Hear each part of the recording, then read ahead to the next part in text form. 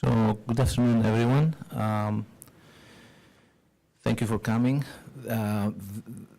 This talk by Professor Rainu Kaushal is jointly sponsored by the Department of Population Health and the Center for Health Informatics and Bioinformatics. We're very lucky to have Dr. Kaushal today with us. Let me introduce her to you, for those of you who don't know her.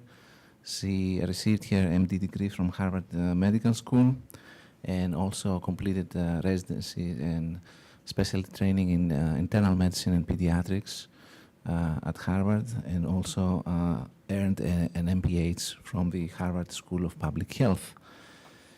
Dr. Kaushal is an international expert on effectiveness, cost effectiveness, and comparative effectiveness of health information technologies. He's also an international expert on quality, patient safety, and the related health information technology.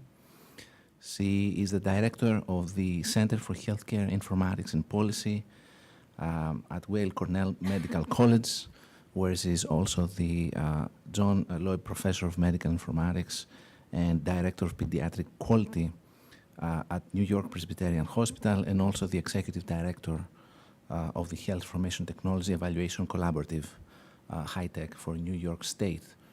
So let me welcome Professor Kaushal.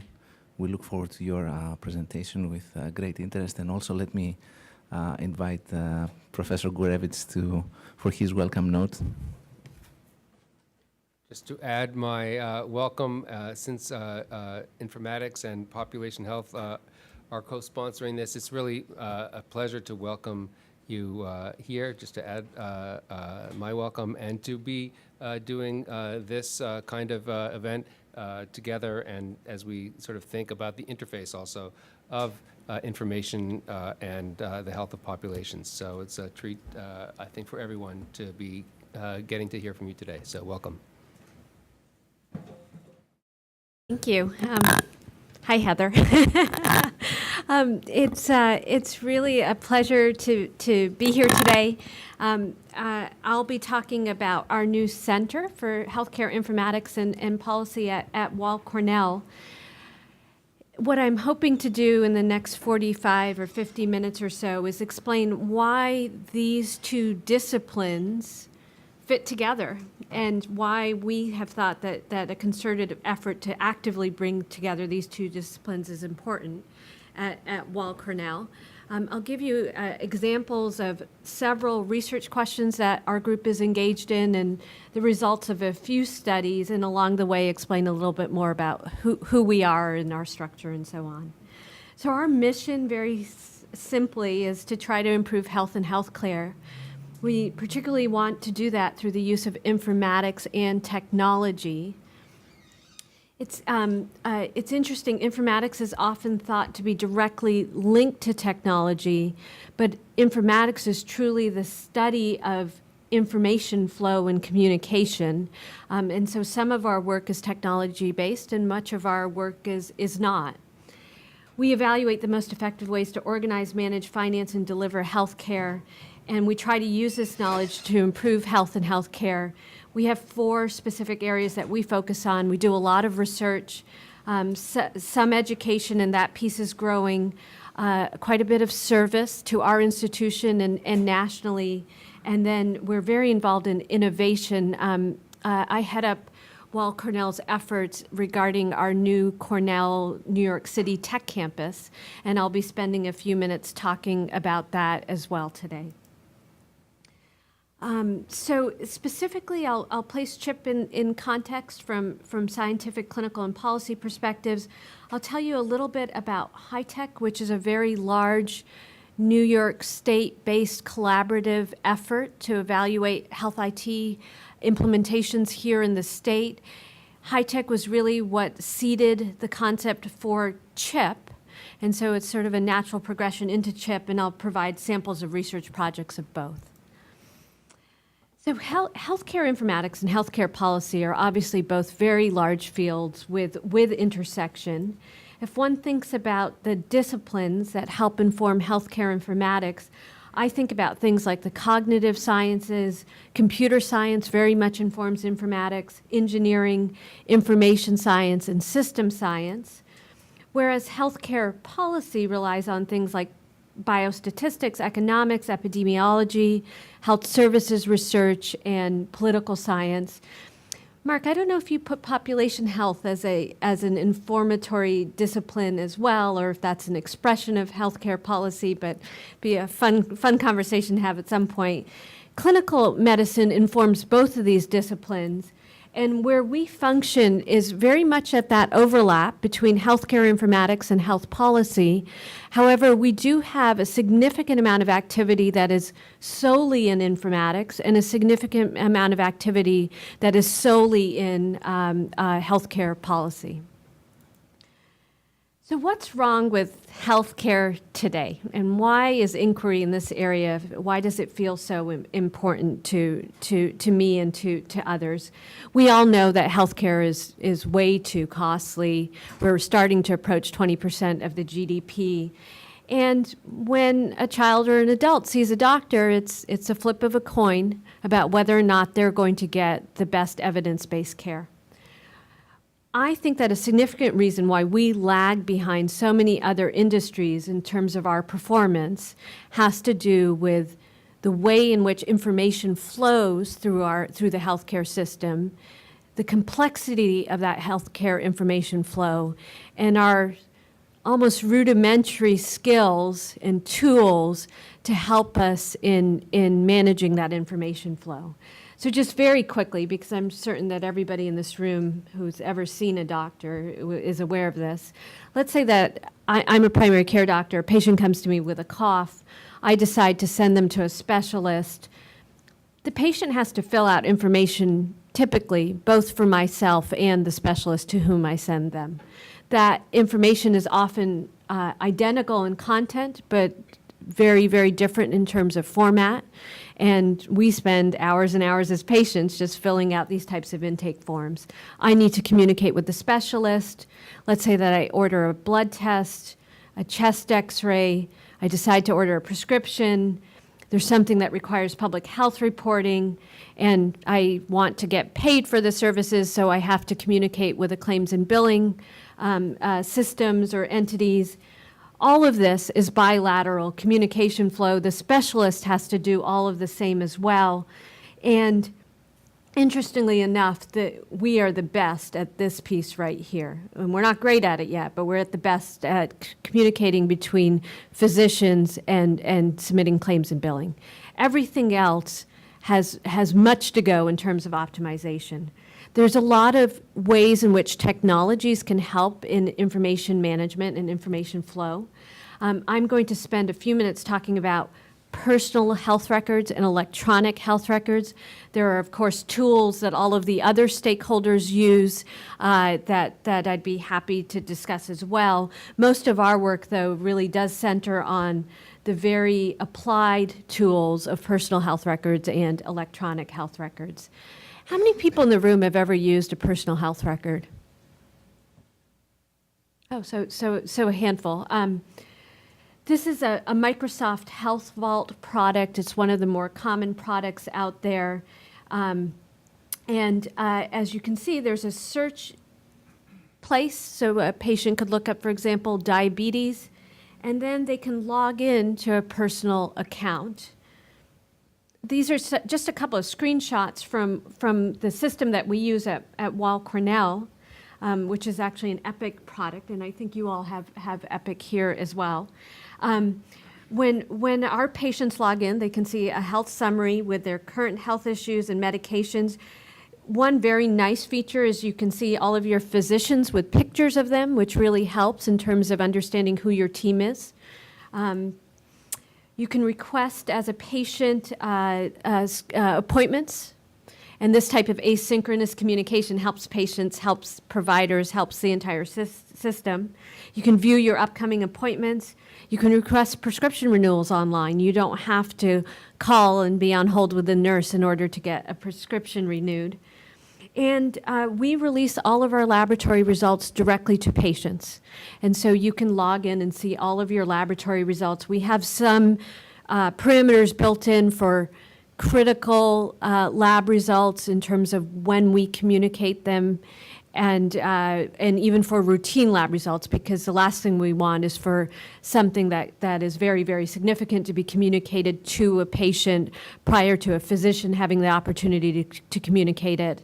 But our process has been in place for 6 or 7 years. We haven't yet had a complaint in terms of release of information for lab results. Electronic health records, how many people in the group are physicians who use electronic health records? And how many of you have seen your physician using an electronic health record? Okay, good. So that proportion, by the way, is about right. Nationwide, 50 to 60% of doctors use electronic health records now. Those numbers have accelerated very rapidly over the last 2 to 3 years. So about 3 years ago, that percentage was around 30%.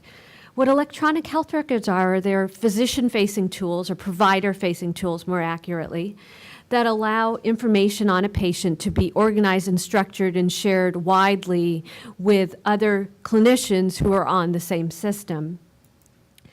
They assist in provider communication. In this example, this is the care team is communicating down here, and you get an automatic alert that there's a message for you, and that can save a lot of time. There are a lot of quality improvement efforts built in. This is just a screenshot of preventive medicine measures that a patient is due for, the date that they're due, and if something is overdue, there's a legend that conveys that.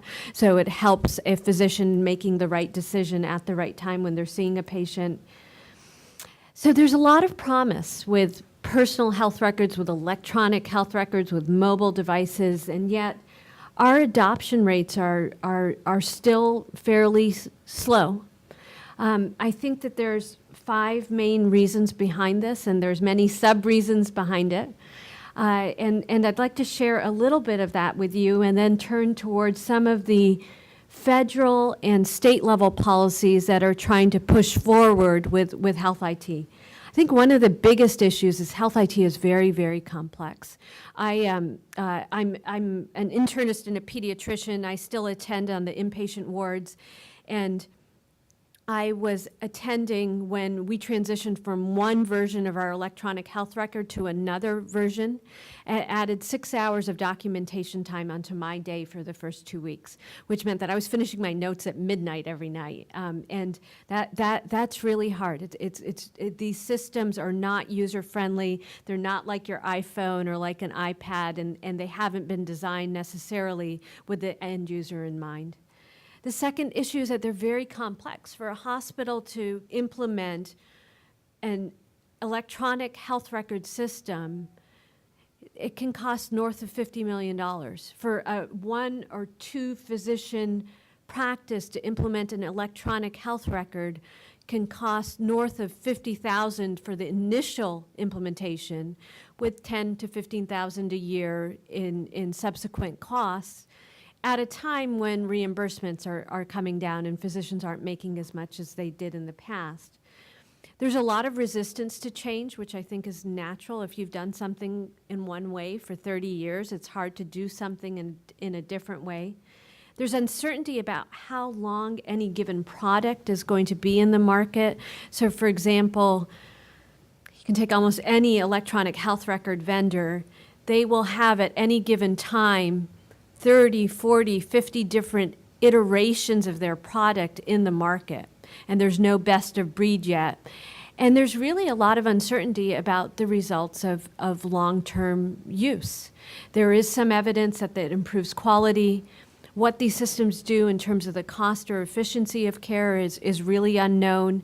There is some evidence that it improves safety, and then there's also evidence that it can introduce new unintended types of safety problems. So regardless, there has been a push nationally to start pushing forward these products. There's been a decision made that is best done at the governmental level, because left to market forces, a lot of providers are not investing in these systems. And the initial rollout of these, the initial effects in terms of rollout of products of these national and state level policies are very, very significant. And I think it will be changing the landscape of the practice of medicine over the next 3 to 5 years in very significant ways. So the first thing that I'd mention is the Meaningful Use Program. This is a federal policy investing $30 billion of incentives to physicians and hospitals for the meaningful use of interoperable EHRs. David Blumenthal is a health policy expert who started working in health IT in about 2002 and 2003. He was the head of the group at HHS that focuses on health IT for 2 years, from 2008 to 2010. And it was under his direction that this meaningful use policy was designed, and he did an outstanding job. He'll be joining us here in New York City in January. He's the new head of the Commonwealth Fund, and so that's really quite exciting. So the way in which David and his group envisioned the Meaningful Use Program was that it wasn't sufficient to just take technology and put it in a doctor's office or put it in front of a nurse, but instead that those tools had to be used to improve the quality, safety, and efficiency of care. Also to improve the patient-centeredness of care, to improve care coordination and decrease disparities. This is really unprecedented globally. There has never been a policy before that mandated improvements in these types of metrics in order to receive payments for using the technologies. Most typically, providers or the stakeholders of a IT policy are rewarded just for adopting and using it, not for actually improving outcomes. The other thing that this program did, and it did it fairly quietly, was that it introduced a whole new set and standard for quality here in the U.S. So for every physician who wants to be eligible for an incentive, they now have to meet a certain set of quality performance. Those metrics, although there were parts of those metrics in other measurement and reporting programs before, they are now being systematically and broadly introduced in ways that are really unprecedented. So in my mind, the Meaningful Use Program is one of the most important aspects of all of the healthcare reform efforts because it's really fundamentally reshaping the way in which particularly physician practices are going about their day-to-day business. I like this slide. This circled Halloween time 3 years ago, the difference between a pumpkin and meaningful use of a pumpkin. That's the difference between having an EHR and using it in ways to improve the quality, safety, and efficiency of care. New York State has also really been a pioneer. So back in 2005, New York State announced initially a $400 million investment in health IT. That has been matched by the same amount in private dollars, making the total investment here in New York State $800 million. It's the largest state-based investment in health IT, period. It's larger than the next largest state-based investment, probably by an order of magnitude. We're about a third of the way through this investment, and the last time we looked at the effects of the investment, which is now about a year old, 2,000 electronic health records had been implemented across the state. 10% of New York State patients had agreed to have their data exchanged, meaning that I gave permission to my physician to share my information. Let's say that my physician's at Cornell, I gave them permission to share that information electronically and automatically with 13 emergency departments across New York City, which is one of the programs that's in place. 10% of New York State providers are actively exchanging data, and about a quarter of hospitals were actively exchanging data. Again, this data is about a year old. I suspect that these numbers now are about 30% higher. When New York State announced this program, what they did is they mandated that each community recipient of this funding evaluate their own individual community's results. And at that time, I approached New York State and I said, wouldn't it make more sense to try to create an academic collaborative with representation across our state to understand systematically the effects of this investment and to take advantage of multiple evaluations that could be done in systematic and rigorous ways. And the state thought that that was a great idea. So in subsequent rounds of funding, HITECH, which is the Health Information Technology Evaluation Collaborative for New York State, received somewhere between 2 to 5% of all HEAL dollars to really understand what this policy was doing in terms of care. We at Weill Cornell head up this initiative. We have partners at Columbia, University of Buffalo, University of Rochester, and SUNY Albany, and we're always looking for new collaborators. And so we are very, very open to collaboration. And if I'm not able to convey anything else today, that would be my main message, which is we would love to partner with interested investigators here at NYU or elsewhere, because we really, I personally really enjoy collaboration, and so does my team. And we think that when you start bringing together in a truly interdisciplinary way people who think about the same problem slightly differently, the type of research that you can generate is much more innovative and interesting. So through HITECH, we have done about 50 studies now. I think probably about 30 of them have been published. The way in which we approach our research is we consult with the grantee organizations who have received funding and national experts in order to generate some information that can help immediately in the implementation, either by the community or by the state, of this program. So one of our areas of focus is very much generating real-time formative data to help in implementation. And then we have summative findings. A lot of that goes out to the state for state policy makers. There's a lot of stakeholders within our state and nationally that are an audience for our findings. We have a lot of communication with federal policymakers. We're, of course, interested in communicating with academics. And then increasingly, we have been trying to share some of these results with the general public because that feels very, very important to us. I'll just give you some examples of the categories in which we look at questions to give you a little bit of a better flavor about us. We do a lot of work in terms of trying to understand adoption rates of health IT by providers, by hospitals, and by nursing homes. We do a lot of work on economics. So this is an example is what is the effect, and I have a study like this coming up, what is the effect of a certain intervention on the cost of care for a population of patients? We do a lot of work on quality. A lot of that work actually is federally funded and looks at the validity and reliability of electronic quality reporting compared to more traditional methods of quality reporting, which becomes very important in the era of meaningful use. A lot of consumer-oriented work and provider-oriented work.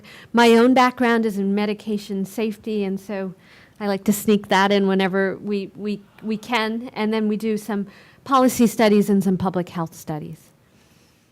Our methods are very much mixed. We have several, probably a bias towards quantitative work, but we have several investigators who are very strong qualitative researchers, and whenever possible, we try to address questions using mixed methodologies. So let me share with you I think there's two studies right here. The first study is a study that looked at an organizational characteristic of communities. And this is an example of the type of health policy study that we engage in that is also very community focused because we do a lot of community-based participatory research. So this work was actually funded by the Commonwealth Fund, and the question that was asked was the following. Although we are starting to be successful in terms of implementing health IT, our successes are limited because a lot of those efforts remain siloed within provider organizations. And we're very interested in trying to wire the entire healthcare system, not just make an individual's practice or a hospital practice electronic. So the question is how do you structure and organize communication, electronic automatic communication across provider organizations in a very competitive healthcare market such as New York City or New York State? One model that's been introduced is something called a regional health information organization, which is essentially an entity that focuses on convening stakeholders in order to ensure that that type of communication occurs to build stakeholder engagement and to hopefully overcome competitive individual preferences. Another way in which you can do this is you can have a major medical center, for example, or a healthcare organization of some type try to take the lead in this. There has been a lot of criticism about this type of health information organization model versus a more traditional healthcare organization model in terms of leading these efforts. And there were some national data that said that this model, which is called the RIO model, Regional Health Information Organization model, was fundamentally flawed and that there was no evidence nationwide that it could work, and therefore there should be no federal support for this. So we asked this question right here in New York State because most of New York State efforts are actually organized as RIOs. There are a few efforts that are organized with healthcare organizations leading the efforts. And what we did was an assessment of 26 grantees for the first round of funding from New York State. The first thing that we found, which was outstanding, was that all of them existed 2 years later. That might sound trivial, but the demise rate of these types of organizations is generally 50% at 2 years. So at 2 years, generally only half of them are still standing. The other thing was that 100% of them were still trying to do what they initially set out to do, and that's also outstanding. Their baseline goals, all of them initially said that they wanted to do health information exchange. They had to say that in order to get a grant. 22 of them still had that as a goal at follow-up, and 2 years later, 9 of them were actively doing that. That number has now increased to about 15 of them. In terms of electronic health records and electronic prescribing, very similar types of evidence in both of those, results in both of those, with about 17 setting them out as baseline goals, 13 doing them at follow-up, and 8 or 9 having active users. What was really interesting, though, was that the number of these entities that met this formal definition for a health information organization leading the efforts increased over time. We went from 13 to 20 out of 26, saying we are actually led by a health information organization. And the policy implications were actually fairly significant. The first was that Heal New York was doing a good job in terms of promoting interoperable health IT. They were also investing a lot and have invested a lot more money than other states, and that might be the reason why they were doing a good job. They shifted from a relatively unstructured program to a structured program, and that here in New York State, this model has met with some success, but it takes time for these projects to play out. As David Blumenthal and his team were starting to organize their health information exchange thinking, this was critical information because there had been a push to eliminate any part of that program that would fund health information organizations leading the efforts. And with these data, they decided to continue funding. About a third of their activities now fund health information organization-led efforts. So this type of applied real-life policy analysis is one that our team has a lot of interest in. The next study that I'll share with you is one that our plagued Agency for Healthcare Research and Quality funded. This is a study looking in a specific community how a tool that was promoting health information exchange affected the quality and actually the cost of care for a population of patients. And I'll just share the quality piece today. But these types of community-based participatory studies in ambulatory communities across our state and frankly nationally, not necessarily academic medical center, but real life multi-payer community settings is another area that our group has a lot of experience with and a lot of interest in. So what we were trying to do in this study was determine whether there was any association between a portal that allowed a physician to view lab results in a passive way. It wasn't an active portal. It wasn't pushing results to the physician. It was a very passive tool, and quality of care. And frankly, our a priori hypothesis was that this tool was not going to be effective because it wasn't active enough. It wasn't integrated enough into a physician's workflow. We did a longitudinal cohort study of 168 primary care physicians in a multi-payer community with no academic medical center and predominantly small group practices. The primary care physicians were members of an independent provider association, and they had to have quality both at baseline and during our follow-up periods. Our independent variable, or our outcome variable, was actual usage of, our predictor variable was actual usage of the laboratory result viewing portal. We defined that as yes or no based on criteria of a certain number of lookups per month. And our dependent variable was quality of care, as measured by an index comprised of 13 HEDIS metrics and 2 patient satisfaction metrics. My next couple of slides, I'll show you what the outcome variables were with a little bit more specificity, so I can explain that in 1 second. And there were several confounders that we included, and they included 11 physician characteristics, including whether or not they had adopted an EHR, because this was a standalone tool separate from the EHR and case mix.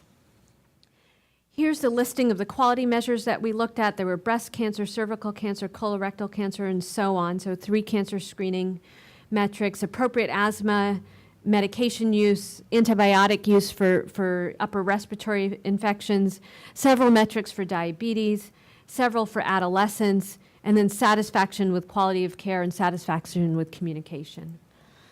And what we found was that the providers who did not use the tool, and these are the non-users here, there was no statistically significant difference in the quality of care that they provided as measured by these outcomes over a 2-year period.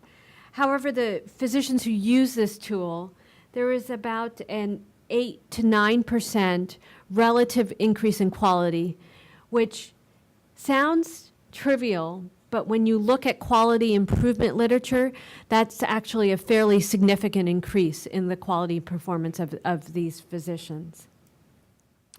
Our conclusions there were that a use of even a passive electronic portal was associated with higher quality of care. It's one of the earliest studies to show an association between health information exchange and quality of care. We have another study that we just completed, which I think the findings are even more striking. In this study, another community-based study, this one happened to take place in Rochester. We looked at, it's a cohort study. We looked at a cohort of patients who came into the emergency department and were admitted to the hospital, and a cohort of patients who came into the cohort of patients came into the emergency department, the intervention cohort, and who had data access through an electronic tool. So past historical data access through an electronic tool, and compared it to a cohort of patients who came in and their data was not accessed. We showed a 30% decrease in admission rate, controlling for about 12 confounders, if a patient's data was accessed electronically when they hit the ED. So there's more and more evidence coming out that these tools may be very effective. So let me stop there. That was a lot of information. Let me just stop there and see if there's any questions or comments before I move into our center. Just on the last piece, so if you, with the decrease in admissions associated with ED use, is that across diagnoses? Is that? Yes. Yes. what we did was we did all comers. We did risk adjustment.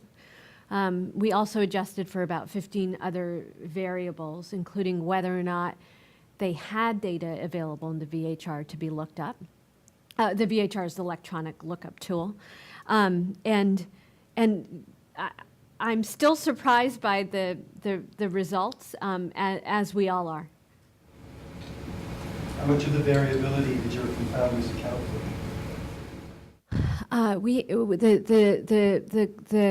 The two populations were actually very well matched. And so the confounders did not have a great deal of explanatory power. So. Comment on opt-in, opt-out for real participation in New York State and prospects It's for. a great question. So New York State's policy is that you have to actively opt in to have your information exchanged. There was a lot of concern about that policy because there was the thought that a lot of patients, myself included, might opt out because of confidentiality reasons. The data, though, the actual rates of opt-in are not carrying out, though, that concern. So in this community, for example, the Rochester community or the Hudson Valley communities, the percentage of the population that has been approached who have consented to have their data shared is north of 95%. It's close to 97%. So great. Let me then turn to CHIP, which is our center. And there's a link between these two. So let me first organizationally describe that, and then I'm going to share with you 8 or 10 different research questions that we're asking in CHIP and present the results of a couple of studies, and I'll make sure to leave some time at the end for questions. So one thing that high tech showed us was that you can actually successfully collaborate across institutions, and that was really exciting to see. So we had informaticists and economists and health services researchers and health policy experts and industrial engineers, computer scientists, operation researchers, biostatisticians, epidemiologists, and I could keep going on, coming together successfully to ask questions, and it was fantastic. It's really fun, it's really productive, and the product has generally been very, very high. So our institution wondered if it made sense to try to foster that type of collaboration across our own institution. So we do not have a department of informatics or biomedical informatics. We definitely have a bioinformatics presence and a medical informatics presence, but we haven't wanted to bring that together in one department because of concerns of siloing out that type of activity. So that was our institution stance on that.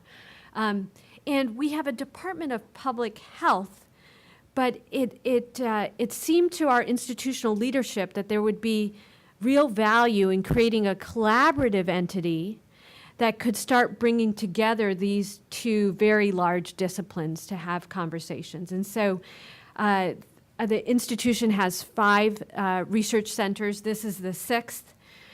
Centers at Weill Cornell are multi-departmental entities, so they're large entities.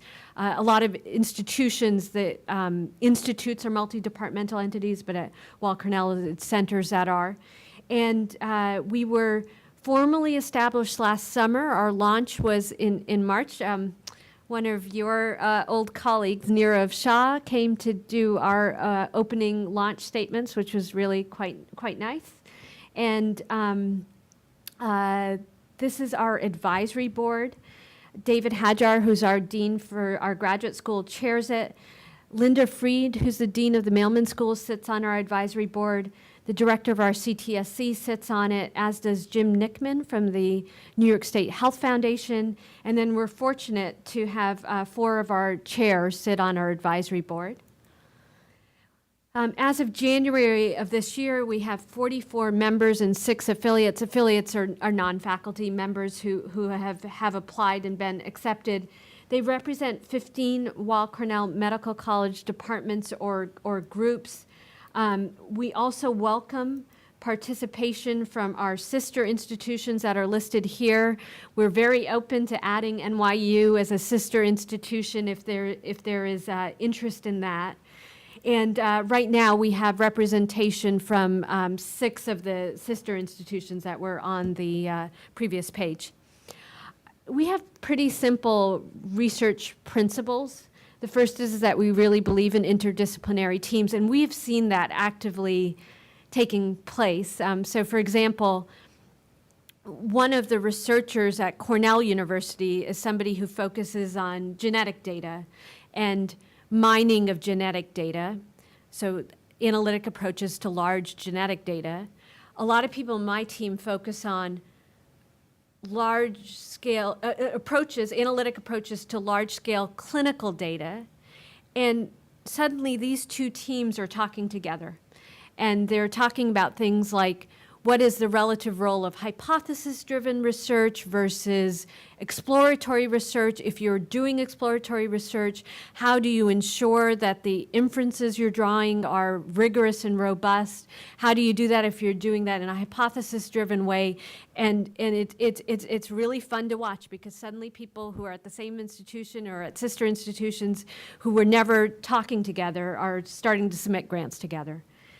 We believe in collaboration. We're methodologically diverse. We do place a prominence on scientific productivity, and we place a prominence on being able to secure extramural funding, particularly in these economic times. Here's my own research team. We form the Division of Quality and Medical Informatics. We're also the core of high tech and the core of CHIP. And I want to acknowledge several of them, because we really have a lot of fun doing research together, and they're really tremendous researchers. So Eric Abramson is a health services researcher in our team. She's also a pediatrician. She's an associate director of our residency program. She focuses on medication safety and on education to medical students and clinicians about health IT. Jessica Inker, who I think many people here know, is a PhD informaticist who focuses on the way in which you represent data, particularly to consumers. Tom Campion, who I know a couple of you here also know, is a PhD from Vanderbilt. Tom's focus now is on how do you build informatics to support research enterprises.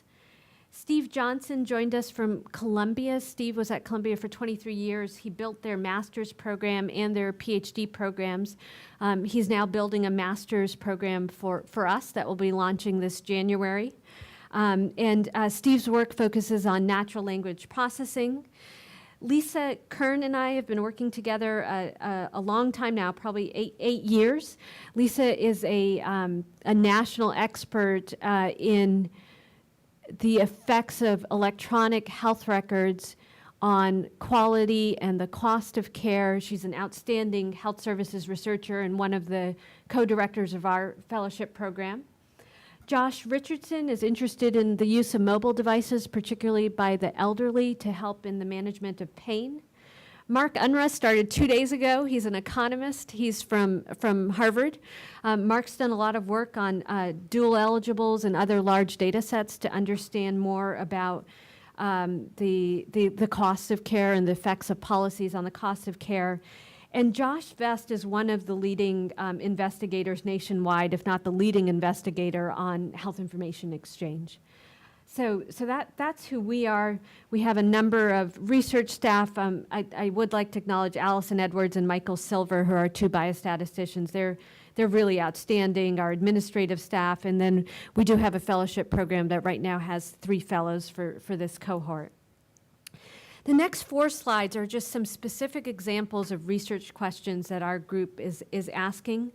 The first is, what is the effectiveness, cost effectiveness, and comparative effectiveness of different electronic prescribing tools on ambulatory medication safety? And I'll actually after these 4 slides, I'm actually going to show you a number of these studies in more detail to give you a better flavor of this. We're doing a lot of work on the unintended consequences of health IT, including electronic prescribing. How does the use of an electronic health record affect the cost of quality of care from the perspectives of patient, insurer, and/or provider? So this is interesting. When you look at the data nationwide about the effects of EHRs, there's very little that's done that looks at how does the use of an EHR affect cost and quality at a population level. There's almost nothing that's been done to understand what that means for a specific patient. And that's an area that we're really interested in. We do a lot of work on the patient-centered medical home and how that model can affect the organization and delivery of care. We have some really nice data that we're writing up right now showing that the patient-centered medical home can improve quality and has a mixed effect on costs as soon as 2 years after implementation in a community-based multi-payer setting. Steve heads up a lot of efforts on natural language processing. The area that he's really interested in is decoding free text clinical information for quality improvement efforts. And it'd be really fun, Constantine, to talk a little bit more about that at some point. Lisa Kern has done some very interesting work on predictive modeling, and I'll just spend a minute describing this work in particular. Several years ago, Lisa posed the question, how can you best predict which patients would benefit from diabetes screening? And in collaboration with a biostatistician who was at that time in public health at Cornell, developed a screening tool, so essentially a predictive model in order to screen diabetics. The American Diabetes Association tested her tool against their current tool at that time, as well as against other national standards, found that her tool outperformed their tool, adopted it as their new national standard. The first day that it was posted on the website, 70,000 patients self-administered that tool. And in the first week, 250,000 patients self-administered that tool. So for us, that type of work is exceedingly fun because it's taking our research and really applying it to try to influence health and healthcare delivery in very real ways. And we have a very practical and applied bend in that way. And then just a couple of examples of technologies that interest us. How can novel interactive graphics help patients make informed decisions? So this is work that Jessica leads up. She's asking questions like, how do you present numbers to patients who are deciding whether or not to undergo prostate screening or breast cancer screening? How do you present numbers to them in the most informative way? And how do you use interactive graphics to decide what the most informative way is? And then Josh, who I mentioned earlier, very focused on the adoption and usability of mobile devices, particularly to improve pain monitoring in geriatric patients.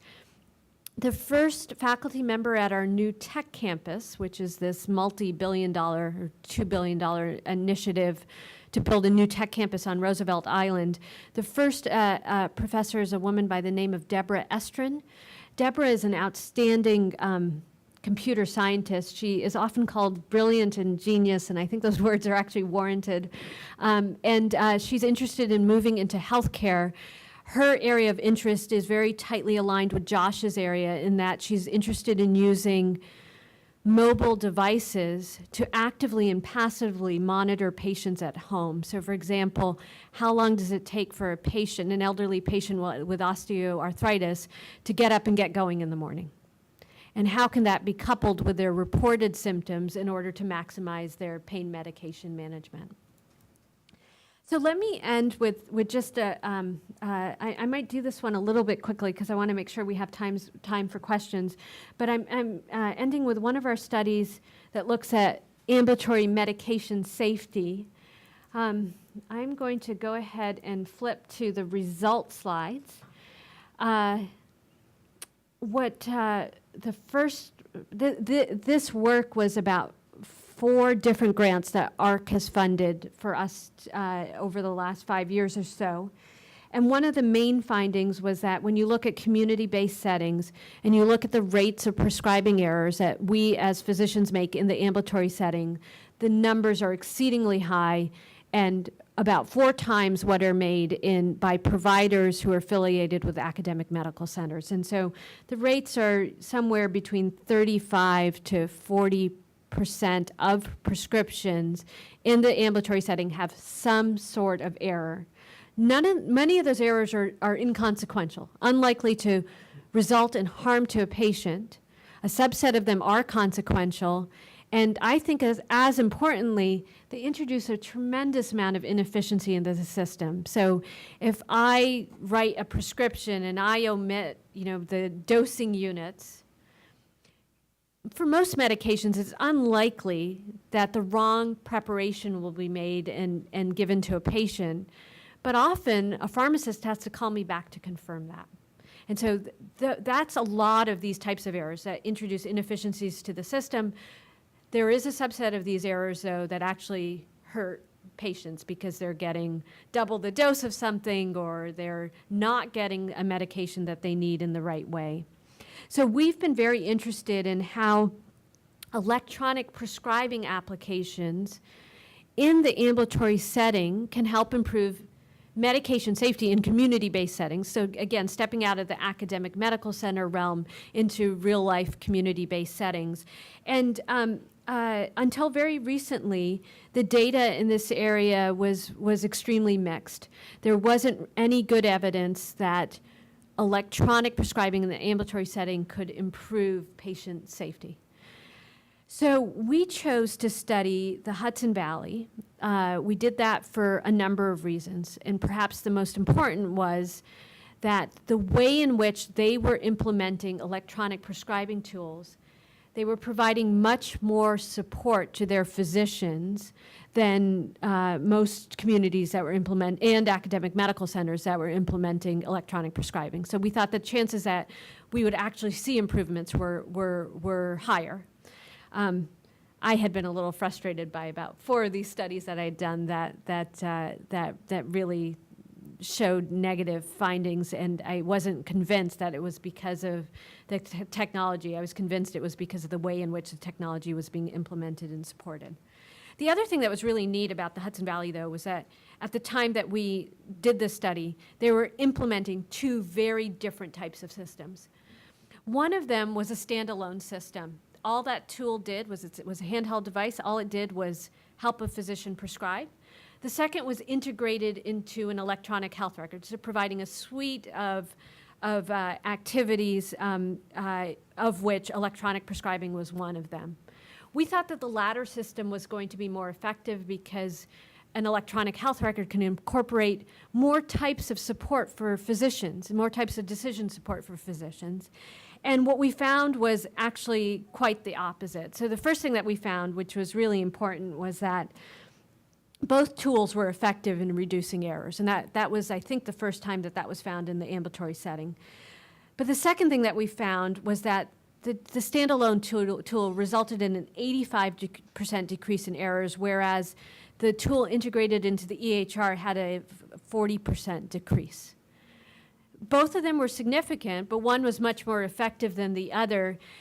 We think that this speaks to a current movement that I support tremendously, which is that it's really important for comparative effectiveness research to not just be about drugs and devices in very classic ways, but to look at healthcare delivery interventions or policies as they're actually being implemented and unfolded in real life. And we published this last year, and the thrust of our piece was really about the importance of comparative effectiveness in healthcare delivery.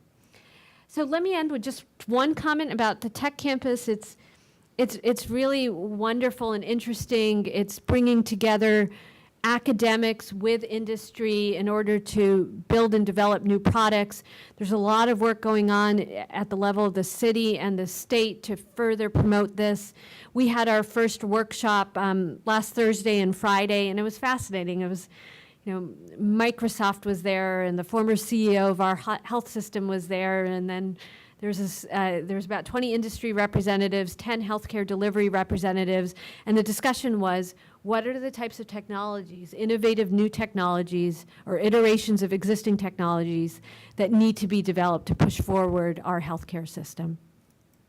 So let me end there. I'll skip a lot of these bullets, but let me just end with saying that we would really welcome conversations about how we all might work more closely together. This was meant to be a flavor of what our group does, and see if folks have any questions.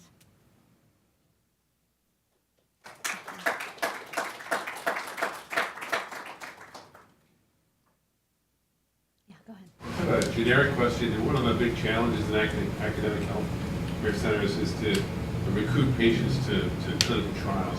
Have EHRs out of the box, the ones that are being used now, Epic or Kaushal, are they actually running this where you get a little warning that, or alert that this patient might qualify for an ongoing study?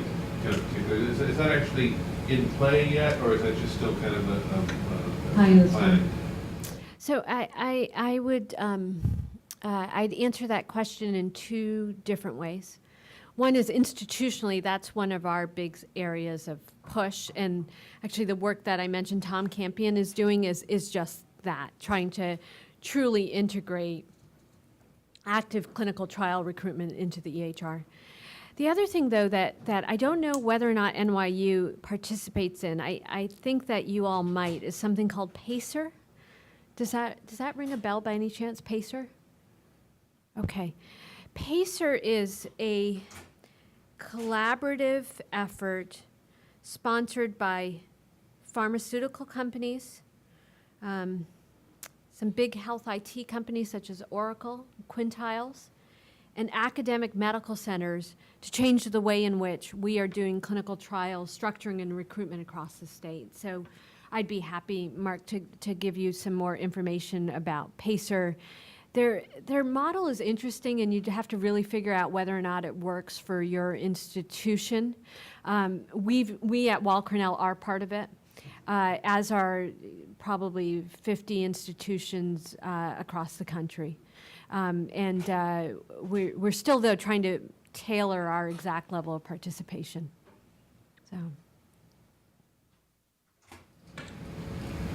Do you have any comments on with big companies like Epic and people that are building these EHRs, have you had experience, or what do you think it's going to look like when you have these findings in the academic world that are really dependent on user interfaces and different types of things that you learn, and how do you get that into things like Epic, in these closed source systems where, the money drives the bottom line?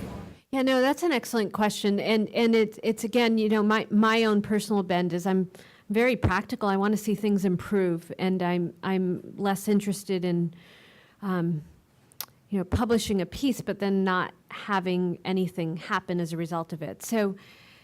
So I can give you an example. In one of our e-prescribing studies, we were actually working with ECW, which is one of the bigger ambulatory electronic health record vendors, and we found a series of unexpected errors as a result of the way in which the user interface was designed. And so the CEO of ECW was aware of our study. I called him up, we sat down, we went through the data together. I mean, we spent probably a month looking at the data together in very detailed ways. And they subsequently changed the way in which that decision support was being represented. We're doing a lot of that institutionally as well, but I think that there's this question still. So Epic, for example, probably has 50 different variations of its product out there. And if we at Weill Cornell have figured out a glitch in Epic and have improved a piece of Epic, it's great that we can do that for our own institution and implement that, but then how do you disseminate that across all of Epic's products, or even across other vendor products? And that's why I'm particularly excited about things like the Tech Campus that are actually actively saying, that we want academics to work with industry, because that's another, I think, very important silo that needs to be broken down to really start improving health and healthcare. So I want to ask about your thoughts on the following methodological problem, which is a very, very deep methodological problem in the evaluation of healthcare information systems, and especially of the kinds of medical records provided also in all this. So there are some who believe that each and every case is unique, so that it's impossible to generalize results obtained from one institution to another one, because there's a myriad of factors that differ not only in how the system is implemented, configured, and run, but also the specific population served, the environment, the organization of the medical center, what have you. So, but of course, I mean, that does not include making generalizations about the individual institution where the evaluation standards took place. So how does your team, and what are your personal thoughts on this methodological issue of generalizing results from one institution to many? So I'd respond with a comment, and then I'll answer the question, which is, my comment is this. I think every large healthcare delivery organization needs to be analyzing its operations and iteratively refining its operations, and that feels really critically important to me. So we have an entire certification program for electronic health records. Every tool that we've ever studied has been certified, and yet their performance is so vastly different because of the very reasons that you just highlighted, the way in which a patient is, the types of patients, the way in which a provider is using the system, the structural and organizational milieu, the political climate, and so on. So I think it behooves every organization to actually actively look at itself and try to iteratively refine its operations. I think that there's some principles, though, that are so basic and so cross-cutting that it's easy to generalize. And so, my background's in quality improvement and safety. An example is the use of a checklist. You can't argue with the utility of using a checklist. And yet, until recently, the frequency with which that was being done was low. It's timeouts before you do a surgical procedure, similar concept. In health IT, I think one very similar concept is the way in which you present decision support. So we have shown again and again, and colleagues across the country have shown again and again, that somewhere around 70% of the alerts that a provider sees are overridden because of either the content or the way in which that information is presented. And 70% is just too high a rate. That means that 70% of the time we're presenting information to clinicians that they are ignoring, which means that we're just needlessly using up mental energy and time to do an extra click to disregard something. And we also know, though, that if you tier your alerts, and if you present your alerts according to the highest tiers, you can drive down those error rates drastically. So when I was at the Brigham, one thing that we did in the ambulatory setting was we took the top 10 most severe alerts. One was the use of Accutane in pregnancy. And we actually represented that information with a skull and bones. And our override rate went from 50% down to like 2%. And so I think that the principles of understanding how much data to present back to the clinician, understanding how to present that data, those are the types of cross-cutting principles that I think can be employed. Another example, and folks here at NYU are involved in this, is a very specific example. The dosing ranges for pediatric drugs vary from system to system across the country, and that leads to a huge number of errors. And so just even trying to create uniformity with the dosing ranges would advance the field tremendously. So I think that there's a lot of places where there are generalizable principles to extract. So. Maybe if there are further questions, people could come on down. But thank you so much. It's really. Sure.